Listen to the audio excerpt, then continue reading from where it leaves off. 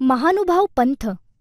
ज्ञानेश्वरांच्या काही काळ आधी महानुभाव संप्रदाय महाराष्ट्रात उदयास आला. महान अनुभवोस्तेजा बलम वा यस्य सह महानुभावः, म्हणजे मोठ्या तेजाने युक्त असलेल्या लोकांचा मार्ग तो महानुभाव पंथ असे म्हटले जाते.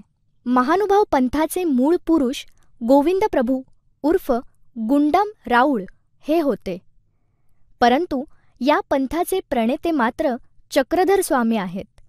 श्री गोविंद प्रभू चक्रधर स्वामींचे गुरु होते.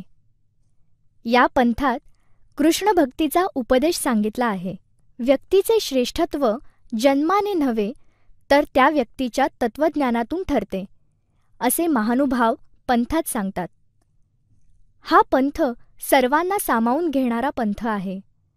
सर्व जाती धर्माचे लोक चक्रधर स्वामींचे शिष्य होते. मानवतेला लागलेला भेदाभेदांचा कलंक चक्रधरांनी महानुभाव पंथाच्या माध्यमातून दूर करण्याचा प्रयत्न केला. त्यांनी महाराष्ट्रभर भ्रमण करून मराठी भाषेतून उपदेश केला. लीळाचरित्र या मराठीतील पहिल्या ग्रंथाची निर्मिती याच पंथात झाली. महानुभाव पंथाचा प्रसार मुख्यतः विदर्भ आणि मराठवाडा या भागात झाला. या पंथाचा उगम महाराष्ट्रात झाला असला तरी त्याचा प्रसार उत्तर भारतात पंजाब, अफगाणिस्तान आणि काश्मीरपर्यंत झाला. विदर्भातील रुद्धिपूर हे या पंथीयांचे महत्त्वाचे स्थान आहे. माहीत आहे का तुम्हाला? महानुभाव पंथीय भक्तिमार्गाचा अवलंब करतात. तसेच ते शरणागती, प्रसाद सेवा, मूर्तिध्यान आणि नामस्मरण अशा नियमांचेही पालन करतात.